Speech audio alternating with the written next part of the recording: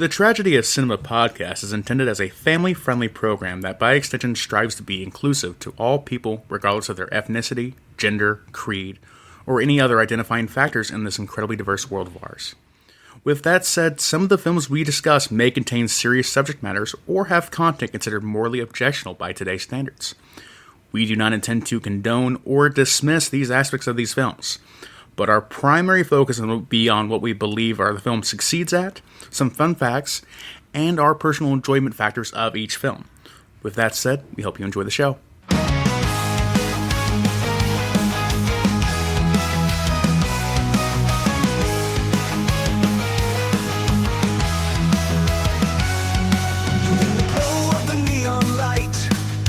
Jimbo and Kyle take flight. 80s dreams on its delight. In the realm of black and white. Movies and TV flow through the stories we all know. Silver screen tales unfold in the magic they bestow. The tragedy of cinema, when the memories shimmer. Join us as we toast to the tales we love the most.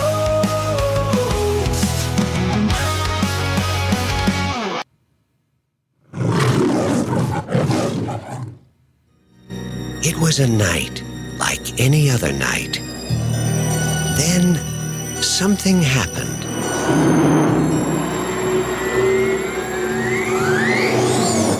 You see that? Something different. It's no shooting star.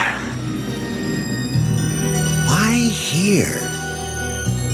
Why now? Why clowns?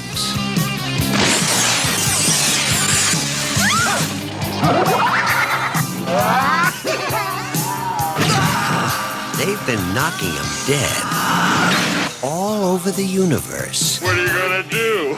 Knock my block off?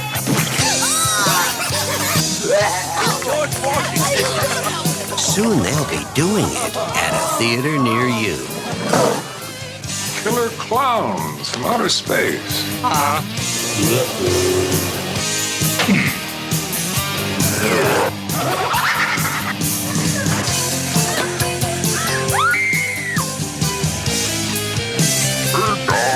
Pizza? Maybe they're just cruising through the galaxy and stopped here for a bite to eat. You don't need a police pal, you need a psychiatrist.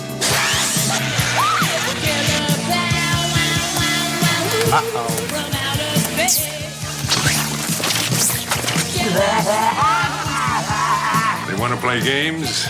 They're messing with the wrong guy. What are you in for? Killer Klowns from outer space. It's crazy.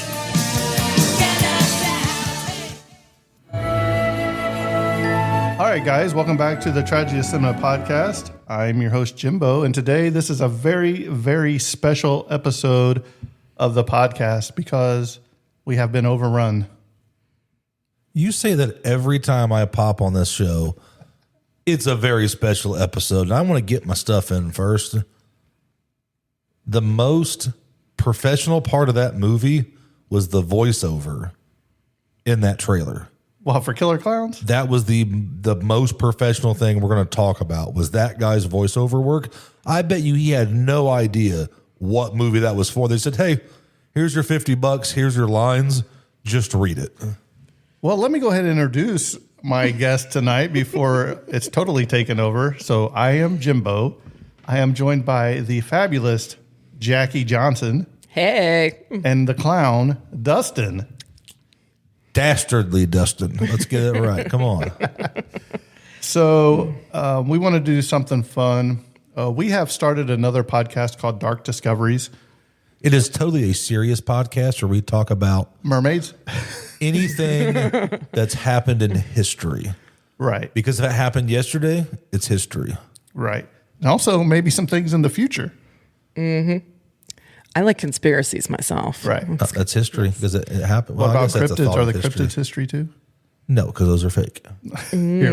We'll see about that. Mm-hmm. So what we decided to do is cover Killer Klowns from Outer Space, and it's going to be released simultaneously on the Dark Discoveries podcast. But not only that, if you jump over to the Dark Discoveries podcast feed, you will get to hear a bonus episode of Killer Klowns in Real Life.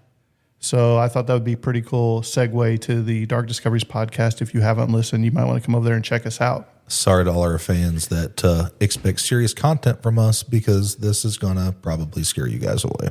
But in typical Jimbo fashion, I have a question for you. For me or Jackie, you're looking at me. But because I know you always come up with some off-the-wall stuff, so we'll probably go to you first. Dustin, give me your top 5 clowns of all time. Pogo, Bozo, Lardo. That's about it. That's about all the I'm going to say Chuck E. Cheese is probably a clown, so I got 3 for you. That's about it. Thank you. Chuck E. Cheese is not a clown. Maybe Ronald McDonald. Okay, yeah. Okay, now you're calling me fat. Maybe, okay, thank you. Maybe Pennywise. Maybe Art the Clown. I like Krusty the Clown. Oh, I forgot about Krusty. Yeah. Oh, thank you, Jackie, for You're cutting the welcome. clutch. I got you, buddy. That's good. Right. So if there's any other clowns that we may have missed. Don't look at me. Sideshow Bob. Sideshow Bob not is a not a clown. clown. He's been a clown, but he's not a clown. He's a clown. No, he's not a clown. He's a serial killer and a There clown. you go. There Yeah, you go. that's a totally different subject. He's still a clown. All right, so we're going to let Dustin take the reins of this at the beginning. But before we do, I want Jackie to give us a plot summary of this movie off the top of her head without looking at notes, because this should be interesting. I would have asked Dustin, but he'd been like, I don't know, it sucked. It's Nope. not real. I got notes for that. All right. You have notes for that? Yeah, I copied and pasted that stuff. Okay, so I've been watching this movie for about the last 20 years, so I can give you a pretty good summary. It's one of my all-time favorites. I hate to admit that because it's so bad that it's good. Still But, better than Howard the Duck. Oh no, I love Howard the Duck too. So yeah, long story short, bunch of kids out on makeout point. Dude in an ice cream truck comes up, tries to get them all to buy ice cream. They run him off. What was it, the Lick It Stick? Lick a stick, yes. At the end, wasn't it like a nipple pop or something like that? He's got all kinds of terrible names. So anyways, they're all making out and there's a shooting star and it lands very close. So they take off, and instead of it being where the shooting star should be, there is a circus tent. And to sneak in, and all hell breaks loose. So it's a lot of fun. Yep. Dustin? All right, so this movie was released on, I say released probably a little, giving it too much credit, because I don't know how many places this movie actually played in. I'm going to go by the box office numbers, about 10. It was released actually 37 years ago today that we're recording on May 27th, 1988. It was filmed around, just find it ironic, filming started on 4/20, 1987, mainly in Santa Cruz, California. So we know what they were doing. The budget was an estimated it was like 1.8 million to 2 million is what they're saying. The U.S. box office for this movie was a astonishing $1,060. But did you do the inflation? No, because it's $1,060. It doesn't get. But do you know how many White Castles you could have bought with that $1,000 back Could have then? fed the whole crew. And it probably State, did. probably. The international box office was a whopping $352. It's so bad we don't need double it. That's probably about inflation. So you made like $3,000 total. Worldwide box office was $1,412. And tickets were probably, $3 or $4 back then? Maybe To be less. fair, 30 years later, here we are, and it has a massive cult following. And I'm sure the DVD sales is probably a little bit more than the $1,000. Yes. It was written, directed, and produced by the, you're going to have to tell me because I already forgot how to say it. Chiodo? The Kyoto. I think it's Kyoto. Kyoto Brothers. Yeah. The musical score was by John Massari, and it was all done in Dolby stereo back then. Run time's an hour, 28 minutes. Unless you're in this weird country, I can't remember, it was like an hour 30. So one of the foreign countries got 2 extra minutes. It was filmed with a Panavision camera with 35 millimeter film was used. I'm sure it was the most outdated camera you could use back then.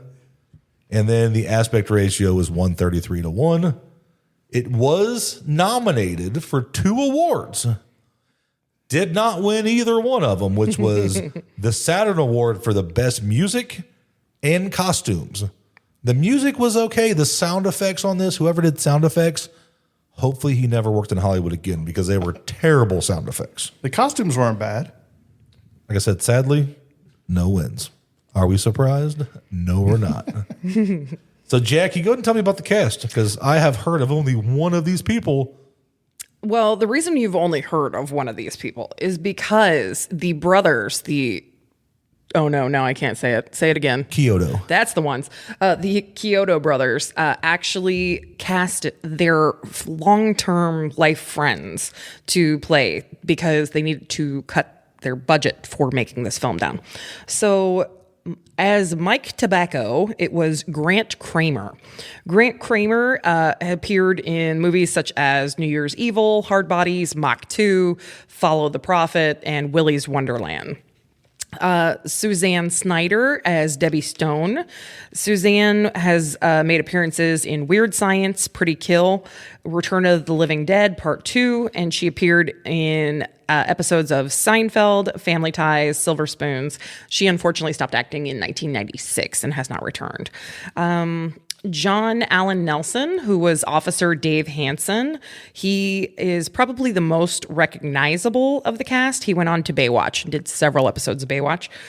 24, Crazy Ex-Girlfriend, and something called Hunk, which I've never heard of. So that was kind of a funny one. Did you like Baywatch? Who doesn't? I'm sure Dustin doesn't. I did tell my wife, but we were watching this driving on the interstate, that I've seen better acting in adult films. That's fair. Okay. John Vernon, who plays Officer Curtis Mooney. You might recognize him from Animal House, Dirty Harry, The Outlaw, Josie Wales. Then there is the great Royal Dano, who played Farmer Gene Green. And I absolutely love this man. Can you guess what he is most known for? Wait until you hear it. You're gonna laugh. Hot dogs and tacos. No. they're gonna have hot dogs and tacos. I was talking about, film or theater, but hot dogs are good too. Any guesses, James? No, I'm not gonna look Jimbo? stupid like Dustin. Okay, so long story short, he voiced Abraham Lincoln in Disney's Great Moments with Mr. Lincoln in the Hall of Presidents. And he appeared in several cowboy shows such as Gunsmoke and on Twin Peaks as Judge Clinton Sternwood. 70 hot dogs ago. Yes. So the old man looking for Pooh Bear is really the voice of Abraham Lincoln. Distinguished. Fantastic. I love that so much. And then we had a Christopher Titus as Bob McCreed, which I could not find anything on Mr. Christopher Titus. So I never really think watched that he was Christopher Titus's TV show? I don't think this is the same Christopher Titus. It's the same Christopher Titus. Tell me all about it. So he's a comedian. He had, pretty sure it was just the Titus show. I used to watch it. I could not find anything on him. So that's quite interesting. I'm glad that you could. All right, cool. Well, you're the same age as I am, and you'd never watched it. Like I said, he had his own TV show on Fox. No, I've been watching Killer Klowns for the last 20 years. We only watch good TV shows. That's right. I beg to differ. I highly beg to differ. You don't watch MASH, and this is your favorite movie. How are we all? You're watching it the wrong way, buddy. How are we all at the same table? I want to know. It's fantastic. As a matter of fact, the brothers actually took inspiration from The Blob, Zombies, and Invasion of the Body Snatchers, which is all represented throughout the film. I'm sure Dustin hasn't seen any of those movies. That would not surprise me. I'm highly disappointed. Yeah, he's not even acknowledging us. I think that he is. Uncultured swine. Uncultured. I do have the names of the clowns if you care to hear. Okay. I do know Charles Kyoto was JoJo, the Clownzilla. Yes, he was. You left that out, just so you know. I just said that I was getting to the clown. But how do you cover him after Christopher Titus? Because he she's was the covering clown. I had Jumbo, Fatso, Shorty. Oh, so that's Rudy, us right here at the table. Spiky, Jumbo, hey Jimbo, Fatso, and Shorty. Slim, Bibo, Chubby, Jojo. And then there was lesser known clowns mentioned as well, which is Joe, Mygor, Talls, Frank, Baco, Rosebud, and Daisy. So those are the clowns. As Dustin took the wind out of my sail on that one, Jojo was actually played by one of the director brothers on that one. Which is I had pretty a Jimbo moment. I just had to take the glory away from you. Yeah. So Charles actually voiced Jojo the Clownzilla. Did he just voice it, or did they actually wear the suits? He wore the suit. You gotta wear the suit. You can't get credit if you don't wear the suit. True. Oh, are you done? I'm done now. Go for it, Matt. Well, I've got like, I don't know, 4 or 5 double-sided pages of notes here. I love that. I have a ton more. I just didn't want to jump in on more than just people yet. We can do I didn't know that whoever played Ralphie in A Christmas Story had a second role in this movie. The guy with the red glasses in the beginning. Total Ralphie from A Christmas Story ripoff. You guys didn't notice that? I think the movie was made before that one too. He's seen Ralphie's look and he's like, I want that. That's who I want to be. Failed movie. Nobody will ever see it and know. Now that Dustin has derailed this entire episode, let's get to some trivia. Yes. So the scene in which a car is thrown off a cliff was initially intended to be far more spectacular. The car was to fly over the cliff and crash down to the ground. Unfortunately, the sling rope snapped because effects crew members neglected to remove the stoppers from underneath the car's wheels. The result was what is seen in the final film. The car slowly tumbles over the edge and becomes caught in a tree. Oh, that'd be my first day on the job. Dang it, guys. And probably your last day on the job. Right. Oh, man. So the $2 million budget was went primarily on the production cost. The clowns and visual effects were created almost entirely by the filmmakers at very little cost. Obviously. It's like can we refilm that? No, we don't have the budget for it. They went down to Goodwill and said, pick your own clown clothes out. We spent, $50 on this car and we cannot afford another one. The Dickies, the band who wrote and performed the film's theme song, had actually not seen the film prior to writing the song. I got a fun fact about that. That song was actually written for Jason Voorhees, not for The Killer Klowns. The Killer Klowns. It was turned down, and they ended up picking it up that way. So yeah, John Keith. Nope, that is totally the wrong note there. I wrote it down in one of these. I'll come to it in a moment. It's good. Though it was not a hit when it was in the theaters, this film has since become a cult classic and made revenue in action figures, DVDs, and T-shirts sales, as well as an assortment of animatronics and other decorations from where Jackie was once a former general manager of district manager of Spirit Halloween. Yep. I think, Dustin, we need to get an animatronic of JoJo for him. I would love it. He's so cute. Shorty was an animatronic a couple years ago from that they did. So as John Massari returned the Music Master tapes to the studio, people in the accounting and legal department completely dismissed Killer Klowns as being, quote, a complete failure that will die a quick death. He responded, well, you don't get it. There are people that will love this movie. And I'm one of them. In like 30 years, they're going to come out and be like, you know what? They had it right. So I did misspeak. It wasn't the intro music. It was Clownzilla's entrance theme music. Was originally written for Jason Voorhees, but was rejected by the producers of Jason Lives. So it was not the entrance. It was the clown's entrance, the big bad boy. Yeah. I got you. Yeah. Originally, Clownzilla was supposed to be made with stop motion animation, but due to production cost and limited time to shoot, they made a suit instead. Dustin, would you have liked it better if they were stop animation like Clash of the Titans? Nah. Have you ever seen Clash of the Titans? I haven't seen Clash of the Titans. Like I told you, I'm an uncultured swine, as you said. Have you seen Clash of the Titans? Yes. It's one of my favorites. The great Ray Harryhausen? No? Not ringing a bell? No. Okay. Jeez Louise, it's going to be a long night. This is a movie your dad should have covered, because doesn't he like this was a movie? Movies, yes. The characters of Mike and Debbie were meant to be a role reversal of horror movie archetypes. Mike is the dumb blonde who doesn't realize bad things are happening, and Debbie is the smarter one who catches on quickly. That plays. He's an idiot. I just liked how they were at Makeout Point and they're drinking these big old glasses of champagne. I think that my favorite is at the very end. She totally allows the ex-boyfriend to like kiss on her and everything in front of Mike. They go. I'm like, is she what? Oh, big long awkward pause with the hug, and then he's like, "Oh wait, where's my hug?" Let me ask you a question. How long was that shower she took? Because it was like 20 minutes of the movie. It was. Because other things were going on. So. Yeah. Either that or she just took a long time getting home. I don't know. So I don't know. It was really weird. Yeah. But yeah. The original distributor, Trans World Entertainment, a small theatrical studio that mainly specialized in direct-to-video B-level horror and action fare, was initially supportive of the concept of the film and was going to put up a relatively decent print and advertising campaign for a theatrical release.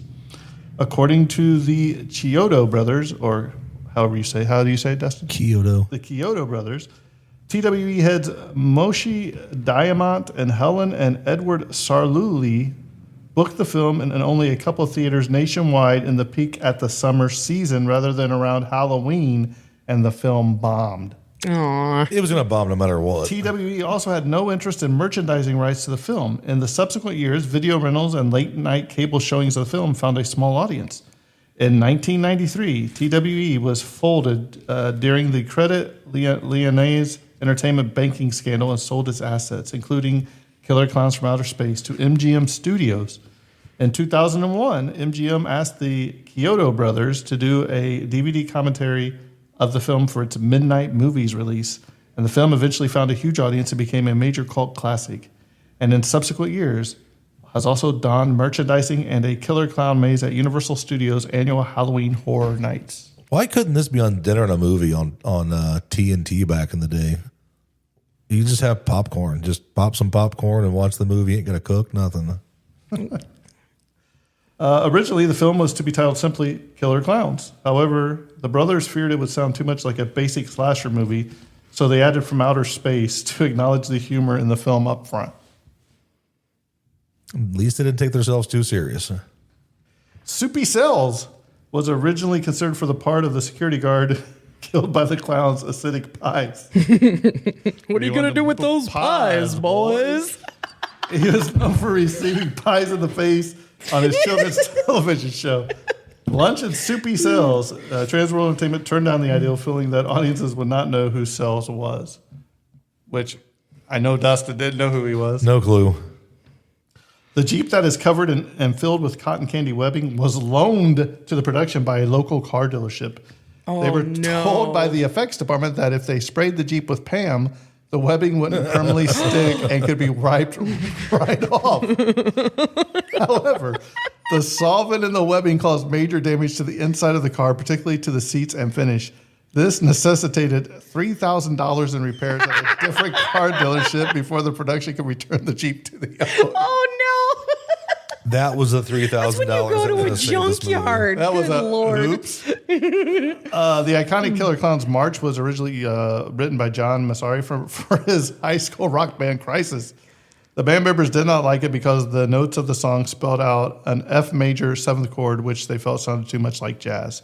I'm not a music guy, so that means nothing to me. I don't know what any of that was. Yeah. Mm-hmm. Dustin, you're pretty suave and air guitar. Yes, but I can't play a chord to save my life, so we're okay. All right. The car chase in which a clown is driving an invisible car was meant to be shown before the opening credits. The character driving the car is Joe Lombardo, whom Mike and Debbie find in a cotton candy cocoon several scenes earlier in the film.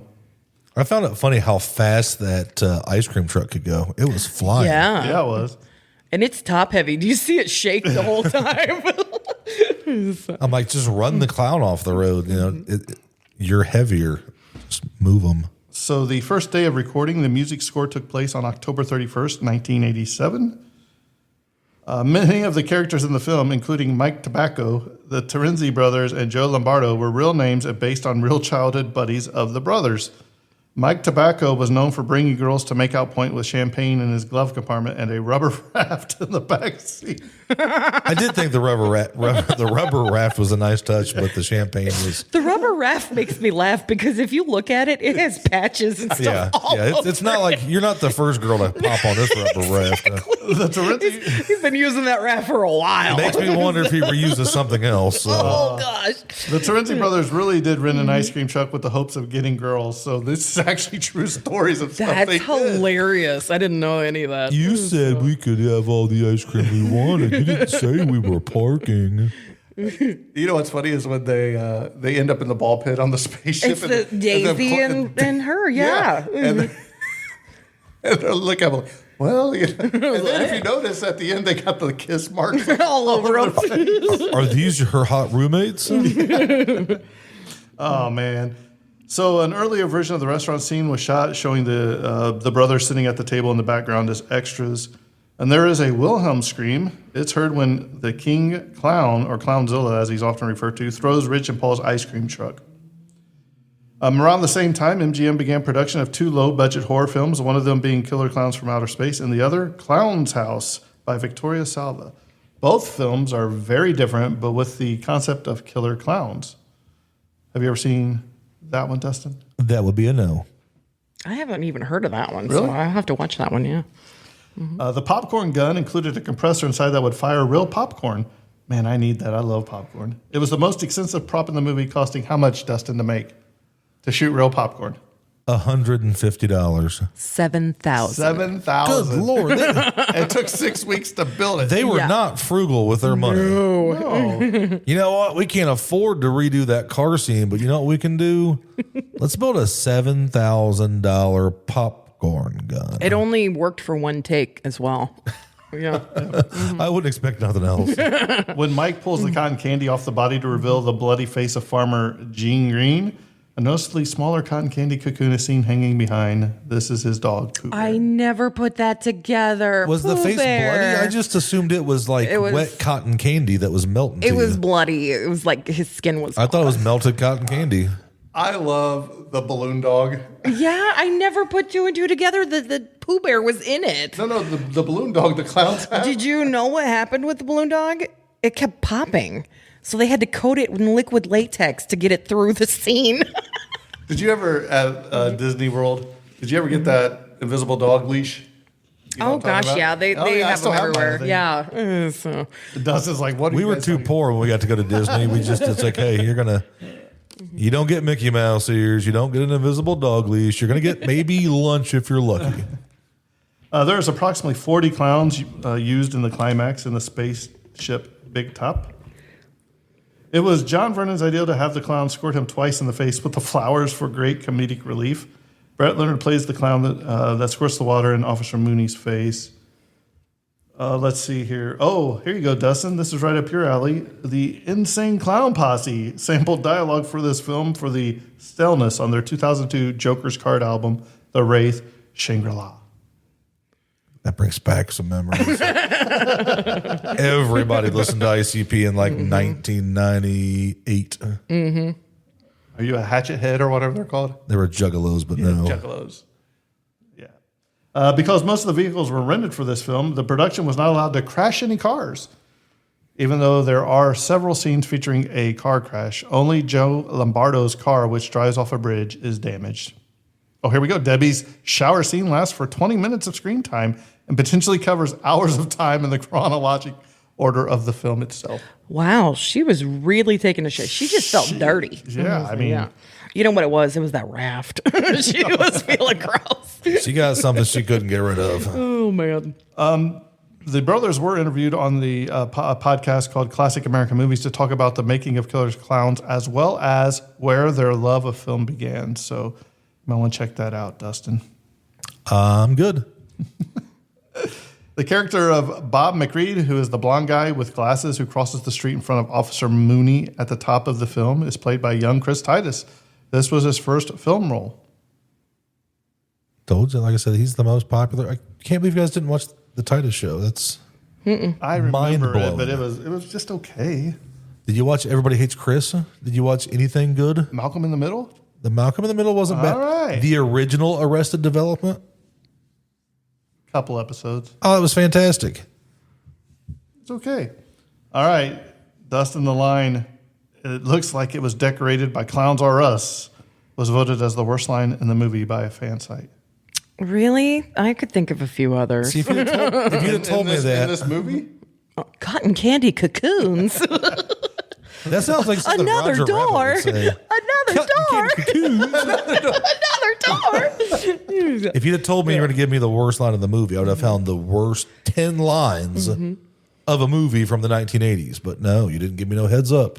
No, is it me? But I don't know. I'm older than you guys. So do you remember the spaceship? What it looked like? Do you remember that top you could get and push down on, like the metal one? And Oh yeah, and it had the stuff that would spin around inside. Yeah, that's exactly what that looked like. Yeah. So I could have saved them a lot of money by Force But perception. For cost reasons, the interior of the spaceship Big Top was made with a modular Tinker Toy design. Various elements were built that could be put together different to make different rooms rather than designing and building multiple sets at great expense. The brothers described the design as a combination of Memphis design and Dr. Seuss. See, I thought they missed the mark when they went into when it was the amusement park they went into, and they went in like door number 1. They totally missed the chance of going in like door number 1. What's in door number 2? Door number 3? They did. Oh, they did it. They did Another it. door. Another door. They went into one door. And that's Okay, where I the must have cocoons missed that were. part because I And was then- driving, but I was like, they missed the opportunity Well, here. they did came it. back out and then they went in like the green door. Yeah. So they went in the middle door, then they came out and went in this other door. I don't know if they ever. It was very Scooby Dooey. I was driving, so. Scooby Dooby. Or I was in a vehicle that was driving. I'm not going to say that I was driving. Sure. The movie originally ended with the brothers as the survivors of the exploding spaceship while Dave perished after killing the giant clown. But since the executive needed an upbeat ending, the Kyoto brothers filmed a second ending it's in all the versions where Dave and the Terenzi brothers survived the exploding spaceship by hiding in the clown car. I was thinking if they kidnapped the little girl at the restaurant, I was going to turn it off right then and there. Yeah, that part is That creepy. is kind of creepy. Yeah. It's the one part where you're kind of like, ooh, is that crossing the line? It's a killer clown, but it's a little weird. We were watching, and she's like, "They're not going to kill the little girl, are they?" I'm like, "If they do, we're not going to finish it." Well, yeah. Oh, man. The name JoJo comes up at least twice in the movies. It turns out that's the name of the largest and meanest of the clowns. When Dave leaves with Mike and Debbie to investigate their story about the alien clowns, Mooney says to him, "Go ahead, Dave. Make a dummy out of yourself, but you're not going to make a dummy out of me." It foreshadows what happens to him later on in the film. He's the dummy. It is a cool scene, though. I have to say, it's actually one of my favorites, how they like slump him around with that. It's very, very creepy puppety. It's pretty cool. All right, Dustin, what is your guess? Because Jackie will know this. What is your guess on the body count? How many bodies are in this movie? The death. Dead people. We had the biker that got his head knocked off, the sheriff, the dog. 7. You don't remember him eating like that whole crowd with the shadow puppets? We're just going to go 7. It's 40, at least 40. There was a lot of cotton candy cocoons in that There last is. room. I love that they're painted on at one point. If you look The whole at the background was painted on. I was assuming some of those cotton candy cocoons were from other towns. Yeah, oh, it could be. It could be. Yeah. And I'll stop with this one. There's some other ones, but we'll just stop with this one. When Mooney gets phone calls about people seeing the clowns, which he ignores, a man reports his wife being abducted and taken away in a balloon. It foreshadows Debbie's fate later in the movie. She's carrying around in the balloon. Yeah, the little yellow balloon. So, if you ever watch Ernest Scared Stupid, you might recognize some of the trolls. Yep. They actually, the the brothers. Kyoto. That's the ones. All right. You guys aren't UFC fans, are you? Because there was Mike Kyoto. It's probably still saying it wrong. It's probably pronounced something different. It doesn't just act like he knows what's going on. They were hired to work on the creature effects for this movie, and instead of sculpting all new characters, they just took 2 of the molds of the 4 molds and repurposed them. They painted them differently and added some prosthetics, but any true fan can totally spot See the 'em. Killer Klowns in there. It's fun. Dustin, have you ever seen Ernest Scared Stupid? I've watched as a kid. It's been 30 years, but I watched the Ernest movies. That was the thing you had to watch. as a Rewatch kid. it. You'll see him. Yeah, It's he's a pretty great funny. guy. He's a great guy. Yes. Was That's what I said. Was a great. He still is in my heart. in your heart? Yeah, Slinky Dog. I absolutely love too the pizza delivery when she answers the door in her little nightgown and hears 3 ugly clowns, and she's like, "Oh, pizza." It is 10 pizza boxes stacked on top of each other, and then a puppeteer underneath it with Shorty inside this box. It's the funniest behind the scenes look if you ever get a chance to do it. So, Dustin, what was your favorite Very scene of cool. the movie? Well, I'm still baffled with the scene where he's taking stuff out to the dumpster and you hear like it sounds like rats in the dumpster. Yeah. So you're a restaurant, you hear something scurrying in the dumpster. It's a rat or a raccoon. Mm-hmm. I'm just gonna throw my stuff in there and leave it, but no, I'm gonna go look. I'm gonna stick my head in here and look. Yeah. He got killed by a clown. He got put in a cotton candy cocoon. What was your favorite scene? I was hoping the bathroom scene was going to be a little bit better than it was. We need some soapy boobies to make this movie a little bit I better. was gonna say it was what, PG-13 back in the 80s. Yeah. Yeah. Mhm. Well, Titanic was PG-13 too, wasn't it? Or was that R? It may have been rated R. Who knows? I thought you would say where the clown takes the straw, the straw and sticks in the cocoon. The and curly the straw, old curly straw, and all the sucks blood. I like the scene. I liked watching the ice cream truck just fly down the road as fast as it could go. The world's fastest ice cream truck. I think the shadow puppets is probably funny. They're like, "Oh, look, it's George Washington." The only thing that saved this movie was they knew it was a B movie. They didn't try to make it anything other than a B movie. I have to say, I absolutely love the nerdy guy that walks into the gazebo and he's watching the puppet show and he's just nodding with it and carrying on a whole conversation with himself in his head. Yeah. It's the best. That and the 2 punk goth kids that are clearly, very old men with receding hairlines that go to the college and are drinking on campus, and Mooney's all mad about it. It was a beautiful night. We're go to college out here drinking. It's great. It's the casting from Grease all over again, and Right. it's fantastic. Yes. All right, Dustin. So we're going to let you kick this off with your rating. What are you going to give this on a scale of 1 to 10? What you liked, what you didn't like, and do you recommend for somebody to watch this movie? I'll recommend it as a one-time watch. Maybe some alcohol could help the movie. It's one you can definitely watch and not pay attention. Hour and 28 minutes, perfect timing. It's not too long. It's not too short. Not my favorite thing, but when I'm learning if I'm going to do some stuff with you on this, I'm going to have a lot of movies. You're not going to give us good movies to do unless we just hijack it and be like, hey, we're going to do this. The last good movie you did was Who Framed Roger Rabbit. That's a fact. Look at the statistics. That is a good one. Look at the statistics. You can't judge it as a A-list movie. So we're not going to talk it, it's a 8 out of 10 because it's not. So we're going to go on a scale of 1 to 4. A B-list movie, 1 to 4. It's a solid 3.5. So if you take that on a scale of 1 to 10 and make it a 1 to 4, so you're giving it a... Oh, if you put it on a normal Hollywood release, Is it still a 3 to 4? no, it's like a half star. Wow. Ouch. You just can't compare them. They're just too. Did you different. laugh at all? We cringed a lot more than we laughed. Like I said, the sound of if the sound effects weren't so 1980s techno-y garbage, The beauty of it, though. It would have been a lot better. Yes. I personally love it because it's of a time when effects were done by them, not CGI. That's and what I makes love it that. good is because it was, you had to make it. You couldn't go buy it. You couldn't put it in front of a screen. It's like a claymation movie. Right. You got to make everything. You got to spend time.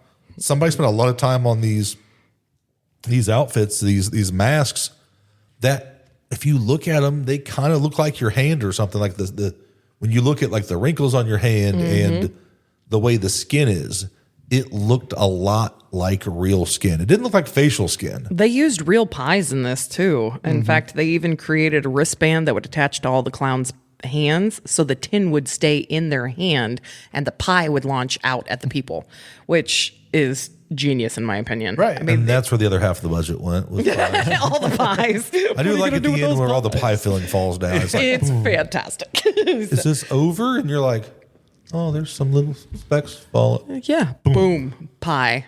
Everywhere pie.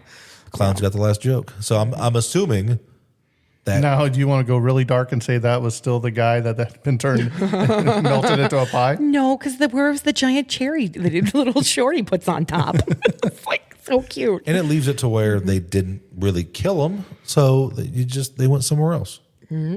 So Well, the brothers have talked for the last 30 years about a sequel. It's never actually come to fruition. So You know what would be fingers cool crossed. is even like a TV show, a series. Yes. would be really cool too. It'd be A hilarious. remake would be Yeah. really cool, and then you could But dive off into only that. if they bring back the same cast, Right. because the acting was amazing. the It's great. who was the main character that was running through? Was that Mike Tobacco? Mike Tobacco. His voice. She's like, I hate his voice. It's terrible. I'm like, I don't think he's probably trying to sound that way. That's probably how he sounds. It really is a interesting group of people. There is some talent in it, but yeah, some of the acting is just, it's so bad it's fun to watch. Yeah. And so, And it'd be hard to make this movie again because you really need to film it the same way. You can't put you can't CGI it. Yeah. Because that takes away from the lore of it. You can't film it on new technology cameras. Like you could go 5 or 10 years newer than the 80s, but when you start getting too much detail, you start seeing the flaws and everything. Yeah, it And loses some of the magic. Yeah, so the way the masks were, you'd have to find a way to film it in that 80s B movies type vibe, or it's going to be ruined. You couldn't do a high def version. So, Jackie, what are you going to rate this movie? Just because I've been watching it for 20 years and I freaking love it. It's in my top 10 personally because it makes me laugh like an idiot every time. And I can tell you many, many nights growing up, this was like my friends and I would sit and watch this and we would just laugh our butts off. It was fantastic. So, as far as if you've never seen it, see it. If you're into campy horror, this is definitely the way to go. If you are not into campy horror, don't come after me because you still need to see it. It's hilarious. It's not really horror though. It is, but it's like not- Michael Myers horror where they did drama like music it's still and getting horror. your heart to Yeah. to get you that jump factor. It wasn't bloody. It wasn't gory. That's the beauty of it, though. That's what was nice because I don't get just- into that. Yeah, it's one of those things that, I mean, honestly, I have an 11-year-old. She could watch this and Yeah. she would probably laugh hysterically. She's not normal. We know So- your little daughter would probably. Oh even my laugh gosh, my harder. little one would have a blast. Yeah, I have a 5-year-old that would Your be little feral. one would and- have you making this. Yes. for Halloween. Oh my gosh! You know what, guys? I Evil- think we the just whole- found our the whole Halloween thing. costume. Evil Knievel, step aside. Coming out of a pizza I got box, Shorty. carried a big cherry. Yes. Okay. So, my family clearly loves it. So yeah, it's one that it definitely enjoy. You can watch it with the family. It just take it for what it is. It's an old crappy movie that is a lot of fun, and it's like what a bunch of friends would do if they were in college trying to make a buck. It's kind of what it looks like. It's great. I love it. So what are you rating it though? Out of 1 to 10. Or are you going to go my 1 to 4, my B-list movie? If it's a B list, it's a 4. But if it's Okay, see, a I'm 3 out of 1 to 5, 3 10, and a half out I'd of say 5. it's a 7, just because it's just nostalgia fun for me. I love it. Very 80s. It's great. Very, very 80s. Yes. Mhm. All right, So- Jimbo, now it's your turn. What do Well, you this is obviously 10. No, I am kidding. Doesn't see. So you're saying it's a 10. It's perfect. You will never make another better movie than this. Thank you for joining the Tragedy of Cinema podcast as we wrap up the very last episode we will ever do because we have a perfect movie. You no longer need to go find these movies. We don't need the top 100 movies of all time because Jimbo just found it. Sorry, Kyle. What a way to send Kyle off. Aw. We love you, Kyle. In all honesty, I go years without watching this movie. It's probably been 10 years since I've seen it. I watch it at 15. least once every 3 months. I'm not So when you joking. pull it back out and you can pull this movie out and you can laugh again and again and again every time you watch it. So Dustin, the next time you watch it, you'll be like, this is hilarious. I'm You'll going to catch watch it some not in the stuff. car. I tried to watch it today, Yeah. but after, Right. the You might have missed some weekend, very important, Yeah. key moments. Yeah, I got to pay attention to the road every now and then too. So So, but if I'm being serious, all jokes aside, I would probably give it a 5 out of 10. So that's fair for this kind of a movie. Right. I think it's a fun movie to watch. Is it going to win any awards? No. But it is a cult following. I put it kind of up there with Rocky Horror Picture Show. Very much so. Rocky yeah. Horror Picture Show is so crazy. Have you seen Rocky Horror Picture Show? Dustin? No, but I will say I was a lot happier Shame. watching this movie at 1:00 in the morning than I was Howard the Duck. That's fair. So yeah, I'd say a 5 out of 10. If you haven't seen it, at least give it a shot, especially around Halloween time. Yeah. And then you might actually understand why some of those kids are dressed up as roaming your neighborhood when you That's see right. clowns. That's So- right. Or just watch it when this drops because you're so close to the anniversary of this show. We missed it. We should have did this last week and we could have dropped it today That's all right. That's all right. because we don't look ahead to the future. Right. So hopefully you guys enjoyed this episode. We hope that you will come over and listen to the Dark Discoveries episode on Killer Klowns in Real Life, because we are going to be talking about some John Wayne Gacy and some other creepy clowns And some real clowns like Jack the Ripper, H.H. Holmes. mermaids. Yeah, these mythical things in Jimbo's brain called mermaids and possibly even, what do we call them? Wampus cats. But we're going to talk about serious stuff too. We're going to talk about, really what happened with NASA and the moon landing and probably some things like that, JFK conspiracies. Right. And we also have a little something called the Forget-Me-Nots, which is one of our more serious topics we talk about, which is the missing children's podcast episodes we do, because we want to be known for something not just goofy and fun, which we are, but we know when to be serious and we know when to have fun and we know when we can just let loose and cut up. And that's what makes this podcast so fun to do. So, but with that being said, I think this episode's coming to a close and that's a wrap. And cut.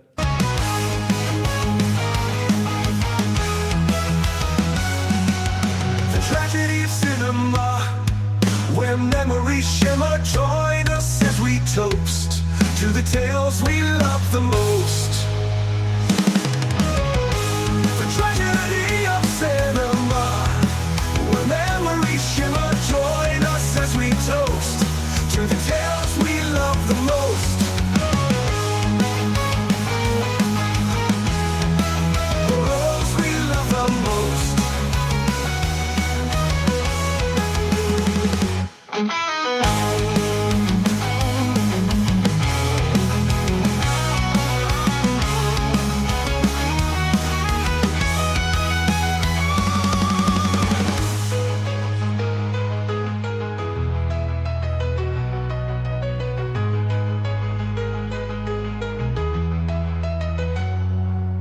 The tragedy of cinema, where memories shimmer. Join us as we toast to the tales we love the most. To the tales we love the most. The tragedy of cinema, where memories shimmer. Join us as we toast to the tales we love the most. To the tales we love the most. To the tales we love the most. I'm JoJo the Ice Cream Clown. We'll give you a stick, and you'll give it a lick, and it'll tickle you all the way down. Ice cream, ice cream. We brought our goodies here to you. A tasty treat for while you screw. Let's take a break. Cool off those hot lips with our fruity frozen bars. Icy, wicey, fudgy, wudgy bars, and everyone's favorite delight, the Lick-a-Stick.